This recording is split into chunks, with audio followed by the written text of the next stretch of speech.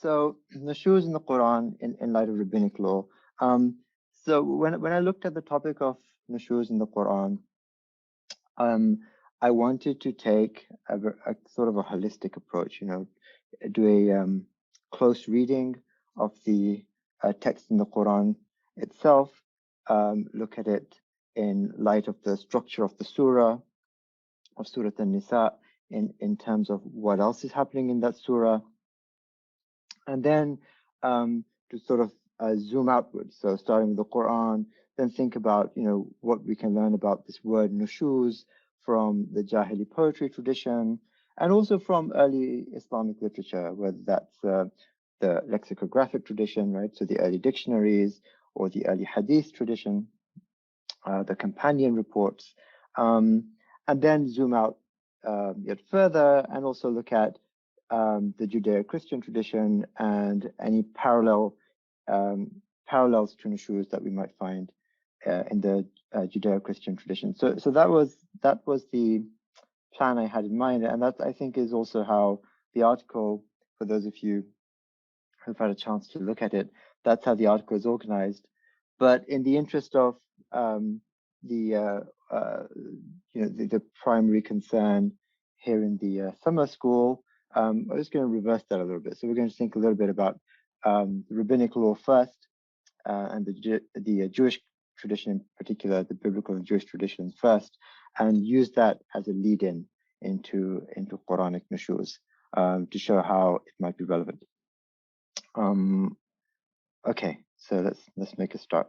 So we'll begin with Numbers 5. So Numbers, I assume that there's some level of familiarity with the biblical and the Jewish tradition in the amongst the attendees, but I appreciate that will vary. So I'm going to try and explain texts as they come along. I apologize if I'm going over material that is very familiar to some of you.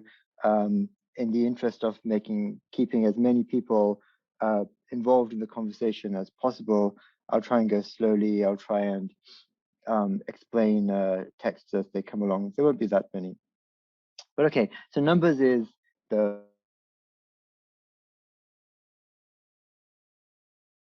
fourth book of the Pentateuch: Genesis, Exodus, Leviticus, Numbers, and Deuteronomy. The fourth book of what the Jews would regard as the Torah.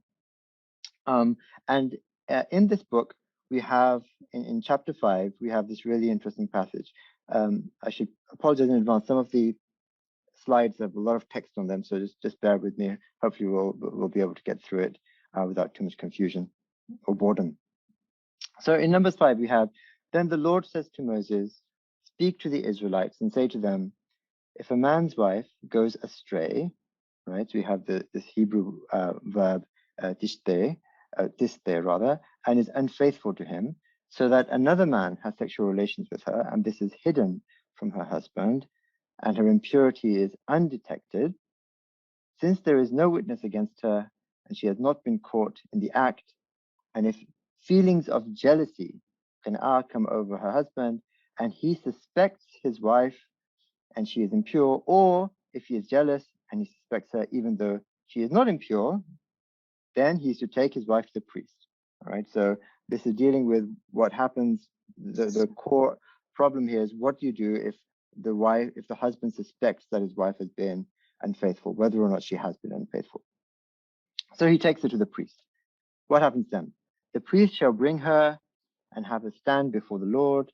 Then he shall take some holy water in a clay jar and put some dust from the tabernacle floor into the water. So the tabernacle is kind of this moving tent. This is when the Israelites are still in the wilderness. They've come out of Egypt. They haven't yet reached the promised land, the Holy Land. They haven't set up their temple, which will happen under Solomon. So they have this moving holy site, the tabernacle, which they take with them. They set it up wherever they camp. So he'll take some dust from the tabernacle floor, put some dust from the tabernacle floor into water. After the priest has had the woman stand before the Lord, he shall loosen her hair and place in her hands the reminder offering, the grain offering for jealousy, while he himself holds the bitter water that brings a curse. So these are various offerings, the various types of sacrifices and offerings one could make at the tabernacle and then at the temple. So they're involved here too. The main part of the ritual is this bitter water. Then the priest shall put the woman under an oath and say to her, if no other man has had sexual relations with you and you have not gone astray and become impure while married to your husband, may this bitter water that brings a curse not harm you. But if you have gone astray while married to your husband and you have made yourself impure by having sexual relations with a man other than your husband, here the priest shall put the woman under this curse. May the Lord cause you to become a curse among your people when you make your womb miscarry and your abdomen swell. May this water that brings a curse enter your body so that your abdomen swells and your womb miscarries. So the first 2 or 3 slides are quite heavy with text. I apologize for that. But so this is the basic idea in Numbers. The idea is that if the husband suspects that his wife has been unfaithful to him, that she has had sexual relations with another man, he takes her to the priest. The priest takes some water, takes some dust from the site of the holy place, the tabernacle, mixes it into the water, and gives the woman this water to drink. And it pronounces this curse so that if she hasn't been unfaithful, she's fine. And if she has cheated on her husband, then the water will cause her to miscarry and cause her pain and suffering. Okay, then the woman is to say, amen, so be it. Okay, so that's the biblical ritual. Now, what happens in the early Jewish tradition is that this ritual is expanded. So we're going to look at a text called the Mishnah. Again, I assume many, perhaps most of you are sort of familiar with this text, but just to give a little bit of background. So the Mishnah is the earliest rabbinic text we have, right? It's the first compendium of Jewish law, sort of organized Jewish law written by the rabbis. And it's sort of compiled beginning of the 3rd century. And it's the earliest one. It forms the basis of the 2 Talmuds that will come later, right? So this is sort of the Matan and the 2 Talmuds, the Jerusalem and the Babylonian Talmud. They're the Sharh of this law code. So the Mishnah it takes this issue, this problem of the woman who may have been unfaithful, and expands it in a really interesting way.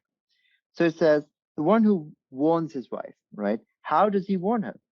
If he says to her in front of 2 other witnesses, do not speak to that man, and she spoke with him, she's still permitted to her husband. If she entered a private place with him and stayed with him a time sufficient for her to be defiled by having sexual intercourse, she is forbidden to her husband. If she says, I'm defiled, she gives him a receipt for her ketubah. Ketubah is a divorce document, and goes out with a get. Ketubah is the marriage document. The get is the divorce document. But if she says, I'm pure, and then it sort of continues.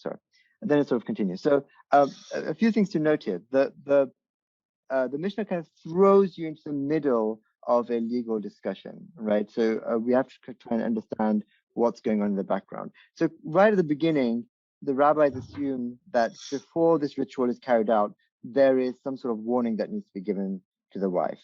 And then if that doesn't produce any sort of positive result, then the ritual goes forward, or the next step is that the husband is not to have sexual intercourse with his wife, and so on. So there's like this assumed ritual that's part of the discussion that we can sort of tease out. And if you sort of put the pieces together, what the rabbis are telling us is that for the woman who is suspected of adultery, the process is as follows. If the husband suspects that a wife is sotah, she's gone astray, she's someone who has cheated on him, he should warn her. As the evidence increases, and the text specifies that she's seen to be alone with the man that she's suspected of having a relationship with, they've been alone together in some place long enough for them to have had a sexual relationship. So the evidence increases, then he should abandon sexual relations with her. And then if she still refuses to confess, obviously if she confesses, there'll just be a divorce. But if she refuses to confess, then they say, then you do the curse ritual that was outlined in Numbers, right? So they've taken the biblical ritual in the book of Numbers and they've sort of added a precursor to it. This giving us 3 steps: a warning, then sexual relations are abandoned, and then a curse ritual. So you can immediately see, I think, some interesting echoes with what happens with, in the Nushūz verse in the Quran. So let's look at that. Look at that verse now. Sorry for interrupting. I just wondering if you can speak a bit louder. Yes, of course. I'll try my best. Okay. 1 second. Okay, thank you. So let's look at Surah An-Nisa and the Nushūz verse. So men are qawamun of women through God having favored one over the other and through their spending from their wealth.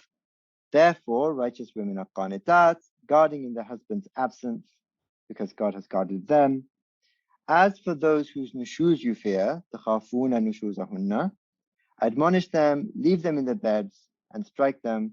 Then if they obey you, seek not a way against them. Truly God is exalted and great. Now, in the article itself, I spend quite a lot of time looking at the meaning of qawamun and qanitat. So we're not going to be looking at that here. That's in the article. If people are interested, we can discuss that in the question and answer session afterwards if people are interested. But I want to focus on this part in bold. Those whose nushuz you fear, admonish them, and so on. So the traditional understanding is that nushuz here refers to some type of disobedience on the part of the wife, and more specifically, it's sexual refusal. So she sexually withholds herself from the husband, refuses him sexual relations with her, or it is absence without his permission. So it is it is that specific type of rebellion against the husband's authority. And again, the traditional understanding of this verse is that the address here is to the husband, right? So those whose nushuz you fear, i.e. you husbands, you fear it, then you, the husbands, you should admonish them, leave them in their beds, and strike them. All right.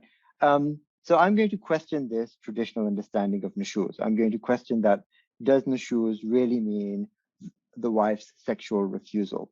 And immediately you can see there's a really interesting parallel that's already developing between the laws for nushuz, or the nashiza wife here in Surah An-Nisa, and the laws for the sotah, as we saw in the rabbinic text, right? So just going back to the previous slide, here are the rules for the sotah. The woman's suspected of going astray or having an affair. He warns her, he abandons sexual relations with her, the curse ritual, and we come to nushuz, and again you have admonish, leave their beds, and then strike them. So there is something interesting happening, which should alert us to perhaps there's more to nushuz than just disobedience. Okay, so before we go on, let's think about other verses in the Quran that deal with sexual infidelity. And so there's a handful that we'll look at. So we've just seen this one. If you fear their nushuz, admonish them, leave them in their beds and strike them. Again, in the same surah earlier, in Surah An-Nisa, we have, and if two of those among you are guilty of al-fahisha, hurt them both, but if they repent and make amends, let them be. God is relenting and merciful. And then Surah An-Nur, Surah 24, as for the zaniya and the zani, flog them each 100 lashes. And then again in Surah An-Nur, as for those who accuse their wives and have no witnesses. And then the ayah goes on to talk about a curse ritual. Okay, now if nushuz in Surah An-Nisa is talking about sexual immorality instead of sexual refusal, if it's talking about a woman cheating on her husband, or fear that a man has that his wife is cheating on him, if that's what it's talking about, rather than talking about a woman's sexual refusal, then we need to read that ayah 34 in Surah An-Nisa, in light of all of the other ayat that discuss the same issue, right? Because if nushuz is talking about sexual infidelity, then it's talking about the same thing that fahisha is talking about, and it's talking about the same thing that zina is talking about. So let's go on. Let's look specifically at verse 6 in Surah 24. One of the verses listed on the previous slide. Let's look at it in full. As for those who accuse their wives and have no witnesses but themselves, then the testimony of one of them shall be 4 witnesses. swearing by God that he is among the truthful, and the fifth shall be that the curse of God be upon him if he is among the liars, and the punishment shall be averted from her should she give false testimonies, swearing by God that he is among the liars, and the fifth that God's wrath shall come upon her if he's among the truthful, right? So in Surah An-Nisa, you have the situation of what happens if a husband accuses his wife of sexual infidelity, but he doesn't have the required number of witnesses. Then what the Quran prescribes is this mutual curse ritual. All right, so just to recap, what we've done so far is just looked at a few verses in the Quran that including the Nushūz verse, that discuss sexual infidelity or discuss sexual transgression, whether zina or fahisha. The next thing I want to do is just think about the relationship between Surah An-Nisa, Surah 4, and Surah 24. And we can see that the two surahs are very clearly linked. So for example, in Surah An-Nisa, the Quran legislates the 4-witness rule.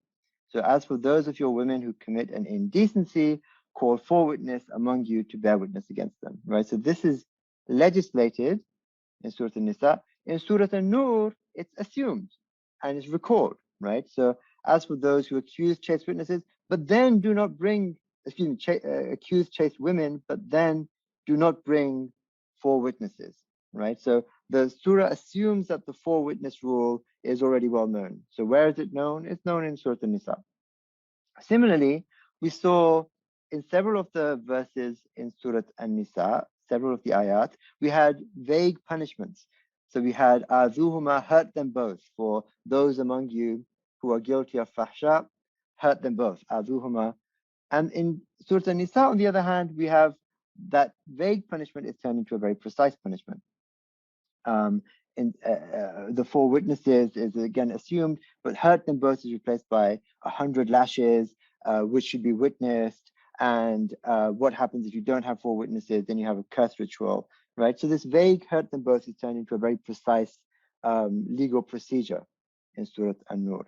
So again, what I'm going to argue is that where the Quran says فَضْرِبُوهُنَّ, strike them, in the Nushūz verse, that again is a vague specification that is made specific in Surah An-Nur, right? Just like in Surah An-Nisa, in Surah 4, we have azuhuma, hurt them both, which is vague and it's made more precise in Surah An-Nur.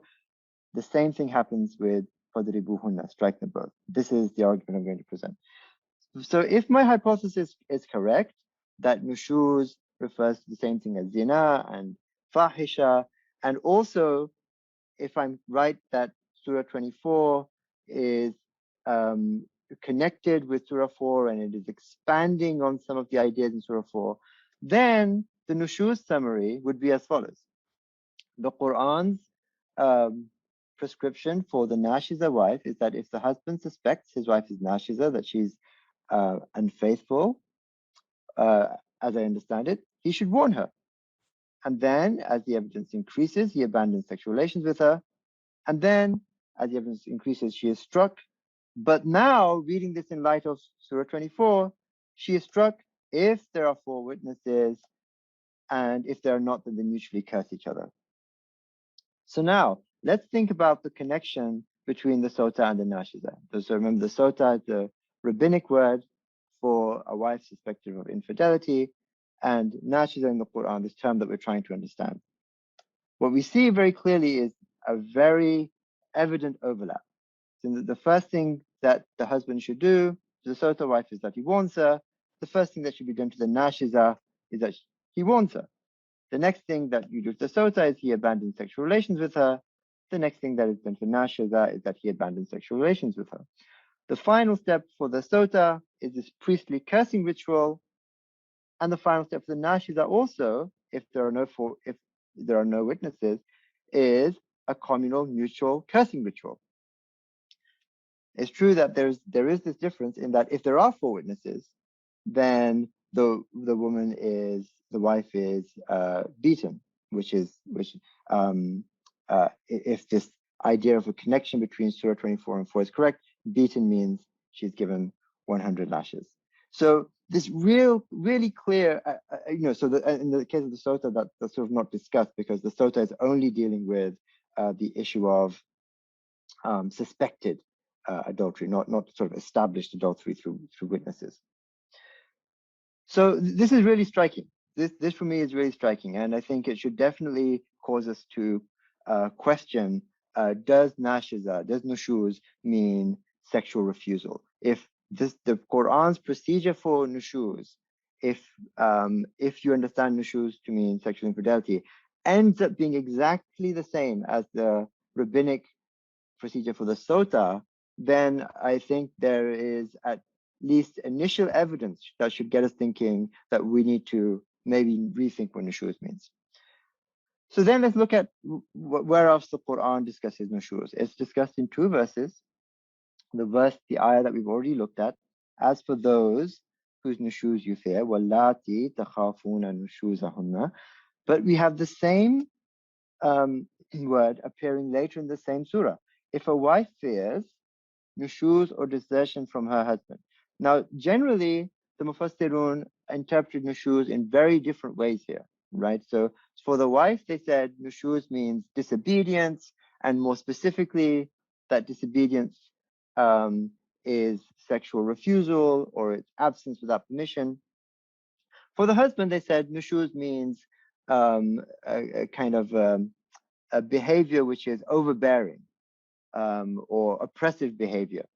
And of course, it's possible that one word can be used in different ways in the Qur'an, but it seems very unsatisfactory here, right? The word nushūz only occurs twice. It occurs in the same surah. It occurs in a very similar structure of the husband fearing nushūz from his wife, the wife fearing nushūz from her husband. And so to posit then that nushūz has these 2 radically different meanings in these 2 verses, certainly I think seems unsatisfactory at the very least. And the other thing to note here is the language of the Qur'an. The Qur'an in both cases is talking about fearing nushūz. So if nushūz did mean in ayah 34, if it did mean a woman's sexual refusal, I mean, that's something that a husband would, I guess, deal with or witness or be confronted with. It's not something that he necessarily anticipates or fears that will happen. So the fact that the Qur'an in both instances is talking about fearing nushūz means that this is talking about something that the spouse is worried might be happening or might happen without their knowledge, perhaps, something that is so it doesn't fit if we think of sexual refusal for the wife. All right, so those are. Sorry, go ahead, Mohsen. The interpreter asks if you can make some pauses between your sentences or between your so that you can. You just speak slower. Yeah, a bit slower. Thank you. Okay, thank you. Yeah, no, I tend to speak very quickly. I apologize for that, and I've been criticized for it in the past in presentations. I'm actually trying to speak slowly, so I'll try to speak even so. Thank you, Mohsen. It's kind of you. Thank you. So just to recap very quickly, the fact that we have the same sort of structure or immediately suggests that nushūz should mean the same thing, right? The nushūz for the husband and the nushūz for the wife should refer to the same thing. The fact that it's this one word in the same surah with a very similar structure, both talking about the khawf of nushūz. And the second thing to take away from these verses is that the fact that in both of them the Qur'an talks about the fear of nushūz makes it very unlikely, I think, that nushūz is something that you're being confronted with. It's rather going to be something that you're worried about. Okay, so let's move on. So we've looked at the rabbinic tradition and the overlap between the Qur'an's legislation and the rabbinic legislation. And we've also seen that overlap, which is already present, whatever nushūz means, becomes even stronger if we take nushūz to mean sexual infidelity. Then there's just a complete overlap between the Quranic and rabbinic legislation. And we looked at the Qur'an itself. Okay. So let's zoom out and think about Nushūz in other literary genres, starting with Jāhilī poetry or pre-Islamic poetry. So we have a few instances of this verse occurring, and we're going to look at all of them. I'm not aware of this verse, this word occurring in any line of poetry except the ones that I've identified here. So if people are aware of others, please do alert me to them. So we have this line, this poem by Aisha. A sheikh bound her in marriage one night, so she became a lady of Quda'a, visiting soothsayers, being nashis. So nashis, as the dictionaries point out, is just an alternative for nashiz. The sibilants, the sad and the zai, these are very frequently interchanged without the meaning of the word changing. So there's nothing unusual there.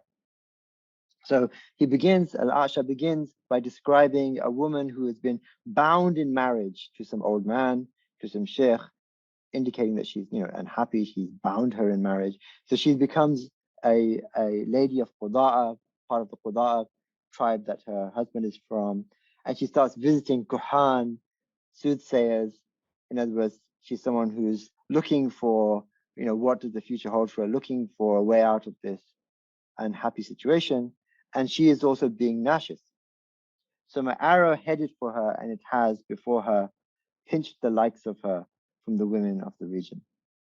So Al-Aisha describes how he manages to seduce this lady who had been unhappily bound in marriage to a sheikh from the Quda'a tribe.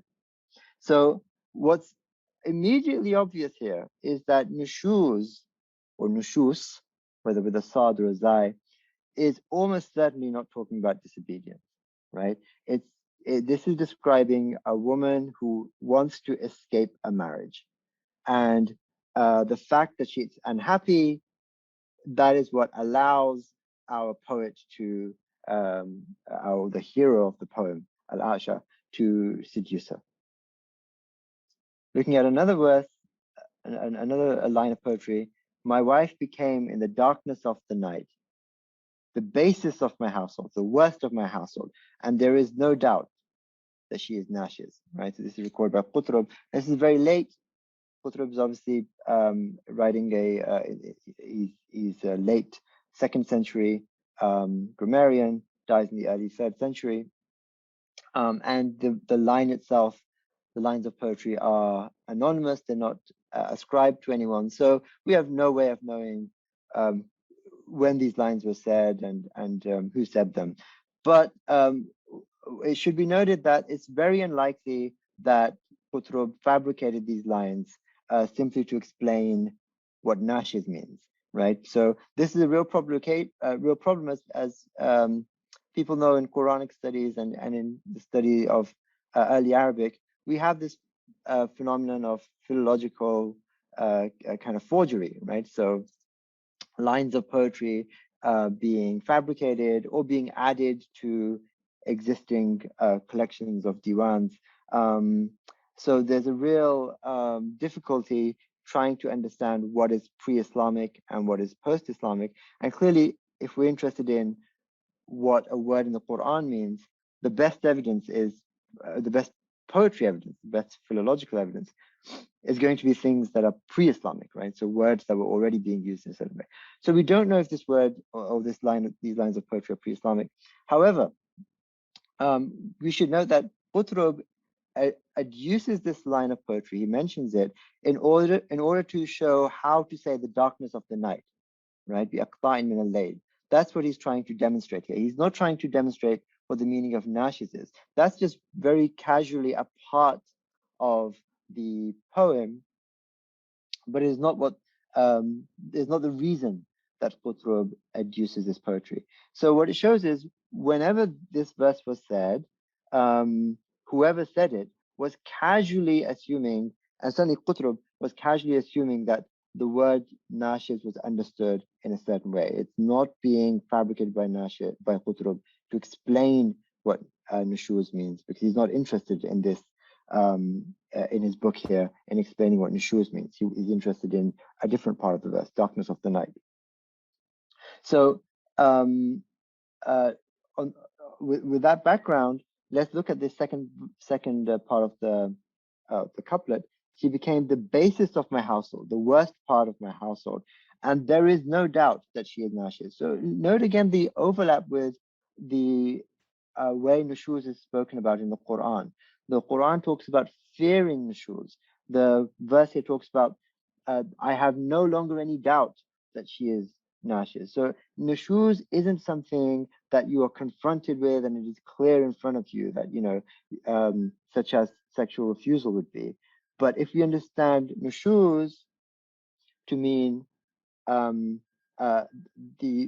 fear that your wife or that your spouse is cheating on you, both the Quranic phrasing of fear and the phrasing in this verse make perfect sense, right? That he's realized he no longer has any doubt that something is happening in the darkness of the night, that that his spouse is doing something which makes her the worst part of his household. Okay, and the final line of poetry. Bani Khaybari, desist from this foul speech that has come from you and see what its outcome is. For how many are the Nashis we have, which once they leave, are slow to stop. So this is an Umayyad era poet, so definitely post-Islamic this time, unlike Qutrub, which Qutrub's line of poetry where we don't know. This is definitely post-Islamic or post-Quranic rather. And but what this shows is again, we have here a use of the word nashis outside of the legal works and outside of the tafsir works, which clearly cannot mean disobedient.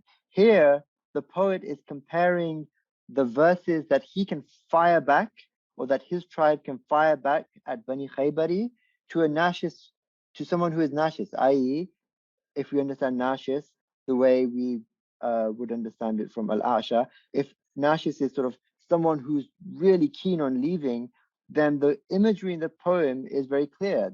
We have many verses of poetry that we can write, and they would just be waiting to be kind of leave us and be thrown at you, right? So again, Nushūz has to do with the leaving of someone rather than the disobedience, rather than or sexual refusal, which just doesn't feature in this poetry at all. So finally, or not finally, but next, Nushūz in Hadith. So as we know, or as students of Quranic studies and Quranic studies in the West in particular will be familiar, there is a great deal of skepticism about the use of Hadith when explaining or trying to understand the Quran, both the Hadith and details in the Seerah. The problem is the works of Hadith are very late. Even the Muslim scholars admit that there's a huge amount of fabrication. So for certainly the Sunni Muslim scholars, they would claim that, no, we've been able to separate what is fabricated from what is sahih. Other early scholars like the Mu'tazila obviously would have disagreed with them on that.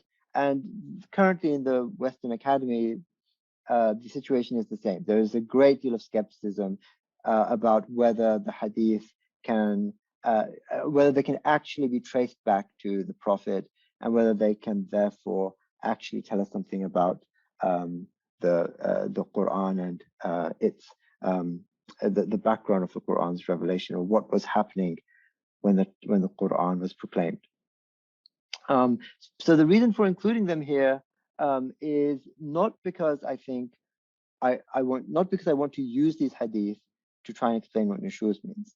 Instead, what I want to do is show that outside of the legal works and the tafsir works, which are all uniting, the legal and tafsir works present Nushūz in a certain way. They present Nushūz as a woman's sexual refusal or her absence without her husband's permission. Outside of those works, in the early Islamic tradition, we have a very different understanding of Nushūz. We saw that with the Umayyad poetry, we saw that with the lines by Qutrub, and we can see that in Hadith as well. So what I'm saying is that this alternative meaning of Nushūz, where it refers to something very different from sexual refusal, and it means something close to kind of infidelity, what exactly it means we'll come to. That alternative understanding of nushuz wasn't something that was lost. It continued in different genres of the Islamic tradition. So let's look at various ahadith. We have the hadith that goes back to the companion Abdurrahman ibn Zubayr al-Qurazi, where he says to the Messenger of God regarding his wife who wants to leave him, by God, O Messenger of God, she has told a lie. So his wife had claimed that Abdurrahman is impotent and cannot satisfy her, which is why she wants to leave him. And he says, that's a lie. I can satisfy her. Rather, the problem is she is nashiz. She wants to go back to Rifa'ah. It's recorded in al-Bukhari. So again, what we see here, immediately after Abdurrahman accuses his wife of being nashiz, he links it with wanting to leave him and go to another man.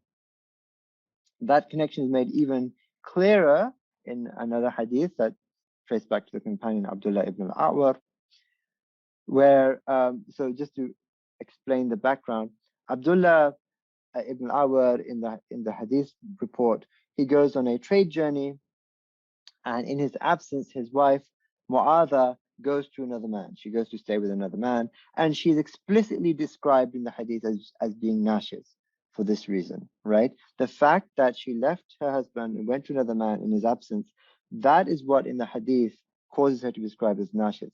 And when Abdullah comes back, he asks the Prophet to intervene, and the Prophet reunites the couple and asks him what he wants to do, and he says he doesn't want to divorce her. So, but he makes very clear, he recites this poetry to the Prophet, which makes very clear what had happened, or is very suggestive, at least, of what had happened, and therefore what nushuz means. So he says, by your life, my love for Mu'adha is not such that a mischief maker or time could change it, nor the evil she committed when deviant men made her slip when they were alone with her in my absence. And recorded by Ahmad in the Muslim. And finally, we have a whole series of ahadith that record the Prophet's farewell pilgrimage, the khutbah that he gave as part of the Hajjatul Wada.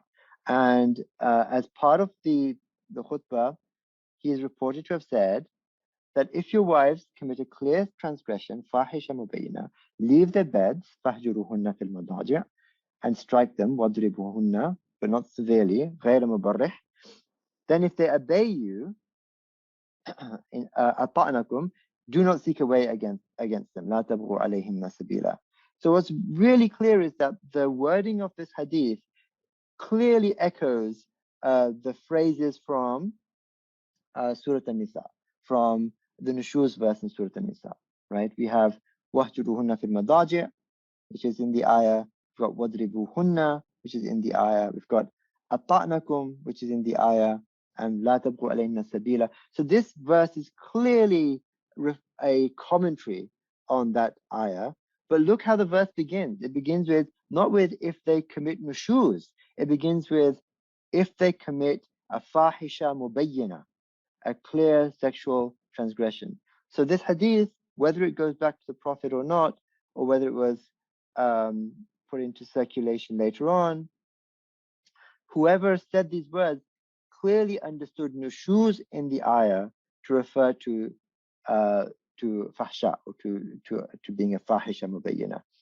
So again, we see this evidence that alongside the tafsir and legal works, which present nushuz one way, they present it as I said, sexual refusal, we have a very different understanding of nushuz that is retained in the poetry tradition, both pre-Islamic and Umayyad, and in fact in the hadith as well. So these three citations of poetry, and these, I think, three hadiths that I've cited, as far as I'm aware, this is comprehensive. There are no other verses of poetry which talk about nushuz, and there's no other hadith which talk about nushuz in such a way that we can deduce what is meant by nushuz, right? So every single hadith, in other words, that talks about nushuz makes it very clear that nushuz has got something to do with a woman leaving or wanting to leave her husband for another man, and every single line of poetry against just the same thing. So let's look at something a little bit different now. The assumption has been that the addressee of the ayah is the husband, that the mukhatab, that the person being addressed when the Qur'an says فَإِذُوهُنَّ وَاهْجُرُوهُنَّ فِي الْمَضَاجِعِ وَاضْرِبُوهُنَّ, that warn them, abandon the bed, strike them. The person that the Qur'an is speaking to, that God is speaking to in the Qur'an, is the husband of the wife, and therefore he has the right to, or he is the one who is supposed to warn and abandon her in bed, and he is the one who is to strike her. But a close reading of the verse doesn't make that very obvious. So if you look, the beginning of the verse talks about husbands and wives, right? In the third person, right? Men are qawwamun of women. So again, without going into what qawwamun means here, it's talking about men and women. It's not talking to men about women. It's not saying you are qawwamun of women. And again, it's talking about women. Therefore, righteous women are qanitat. Then we have these clauses in the middle, these sentences in the middle. As for those whose nushūz you fear, takhafuna, and so on. And then we come to the next verse immediately afterwards, which again is talking about husbands and wives. If you fear in khiftum a breach between them two, so the husband and wife, you fear there's going to be some separation between them, then appoint an arbiter and so on. Right. So what's really interesting here is that immediately before the Nushūz sentence in Surah 34, in Ayah 34, immediately before that, the Quran is not talking to the husband; it's talking about the husbands and wives, and immediately afterwards, it's not talking to the husbands; it's talking about the husbands and wives. And in fact, what's really interesting is that the very next verse uses the same verb, khiftum, if you fear. And it's clear that the you here is the community.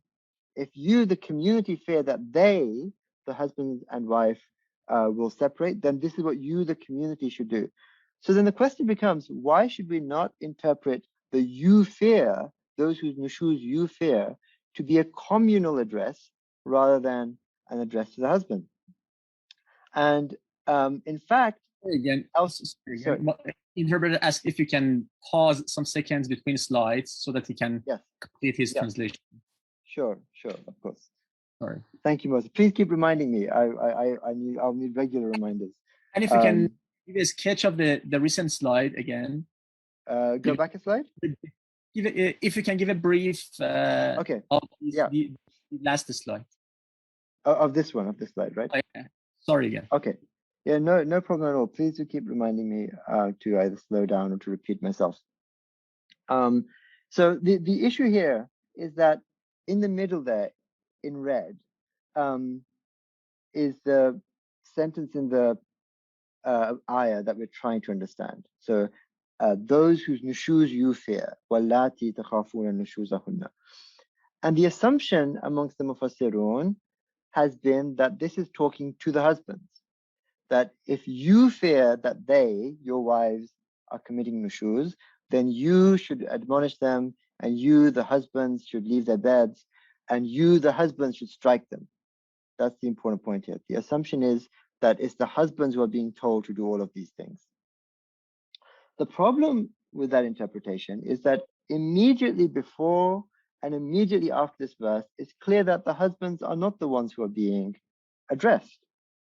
Immediately before and immediately after, the husband and wife are being talked about, right?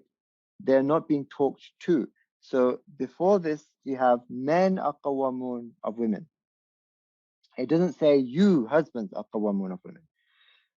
And immediately afterwards, we have if you fear a breach between them two, right? Between the husband and wife.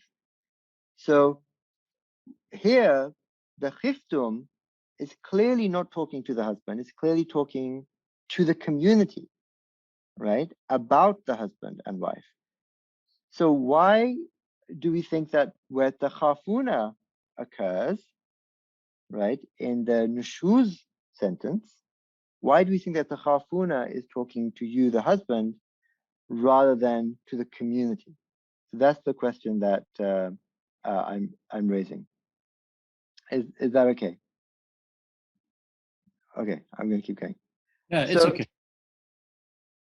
So, and that that idea that the takhafuna is not talking to the husband, but is talking to the community, is strengthened when we look at other places in the Qur'an that talk about the relationship between husband and wife. So if you look at Surah Al-Baqarah, verse 2 to 9, so this is talking about the question of mahar. So if they, again talking about the husband and wife, fear that they would not uphold the limits set by God. So if you now khiftum that they will not uphold the limits set by God. So what you see here in this ayah, I just got a small, quite a long verse, so I just have a small section of it.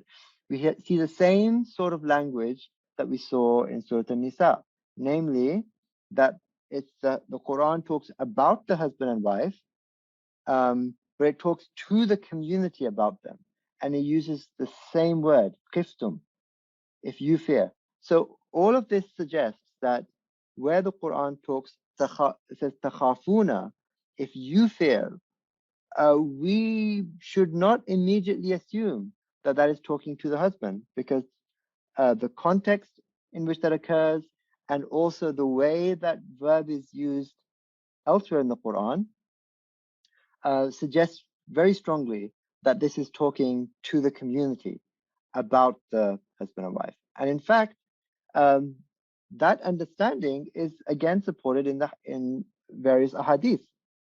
So we have a really interesting narration in the Musannaf of Abdul Razak, where Umar ibn al-Khattab took a Nashid woman and admonished her. So look at this. The assumption amongst the Mufassirun is that it is the husband who is being spoken to. He is the one who is supposed to admonish his wife. But here in the hadith report, or in the Athar, it's not the husband doing the admonishment, it's the leader of the community. It's Umar who's doing the admonishment. She did not accept it, so he imprisoned her in a building which had a lot of dung in it for 3 days. A really nice story.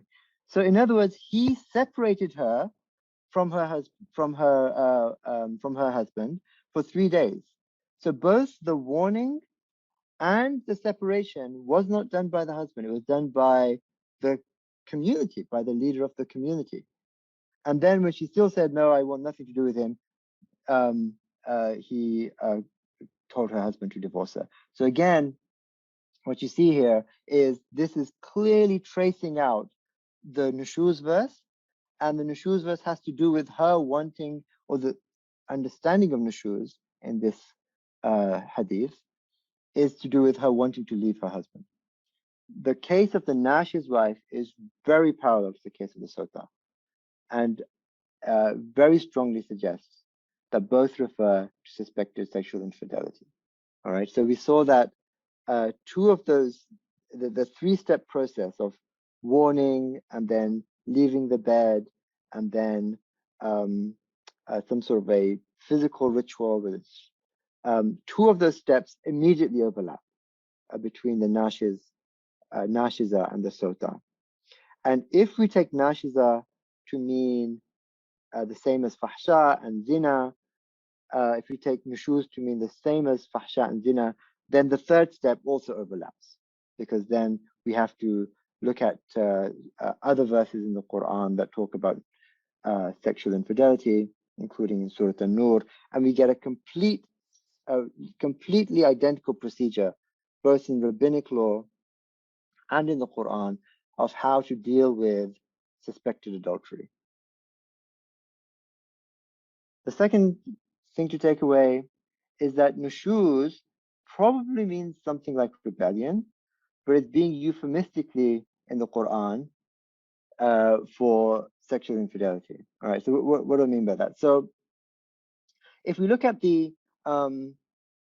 various reports that we looked at, both in the pre-Islamic, in the Jāhilī poetry tradition, the Umayyad poetry tradition, the early Hadith reports, there was a very strong correlation between a woman being nashiz and her wanting to leave her husband.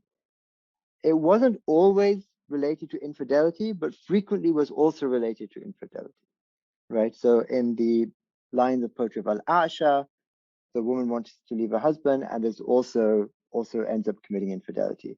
In the hadith of Abdul Rahman, his wife wants to leave him for Rifa'a. In the hadith of Abdullah ibn al-Awar, his wife actually leaves him for another man, and that's what makes her nauseous.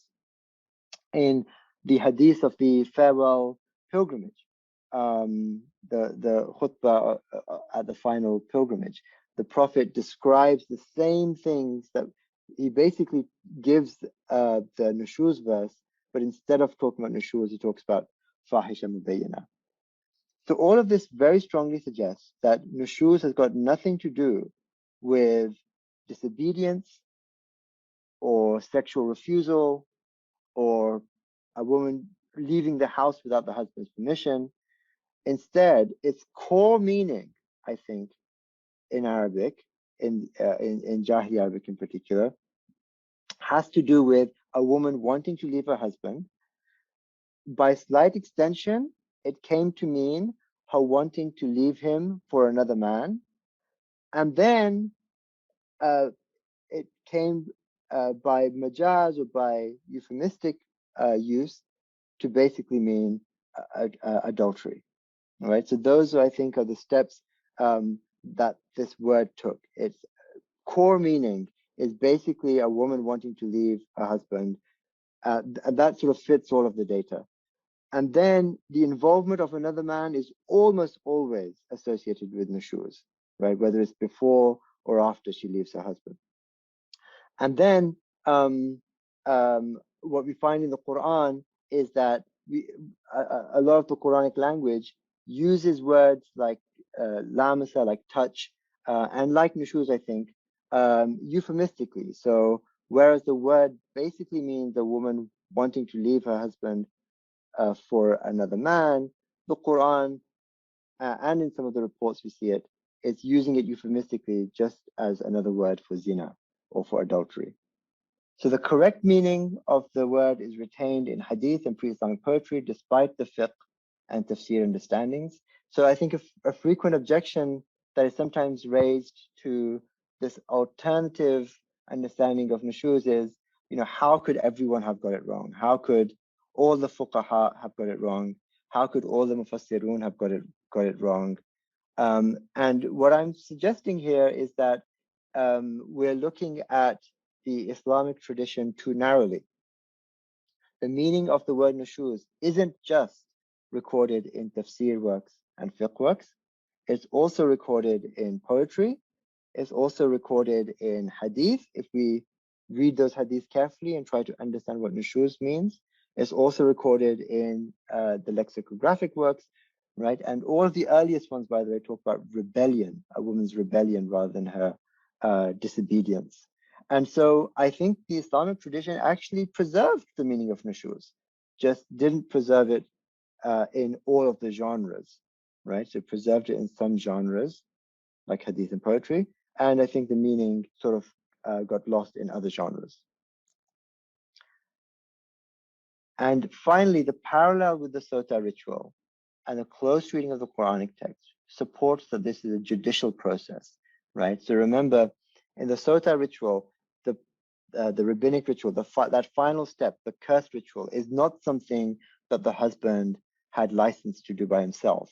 It's not the husband who gives the wife the bitter water to drink and pronounces a curse on her, right? He takes her to the authority, to the priest who does this, who enacts this ritual. And similarly in the Qur'an, the assumption that it is the husband who does this, it's the husband who warns her, it's the husband who strikes her, I think is an assumption that needs to be questioned. And I think there's good evidence from the Qur'an that the husband isn't being addressed here, particularly if we read Surah 4 in light of Surah 24. We can see very clearly in Surah 24 where the vague punishments of Surah 4 are fleshed out in more detail, right? So aduhuma wadribuhunna. This is given more detail in Surah 24. It's very clear from Surah 24 that those punishments are judicial punishments, and they're not personal punishments or individual punishments that the spouse, that the husband can take upon himself. And with that, I will conclude.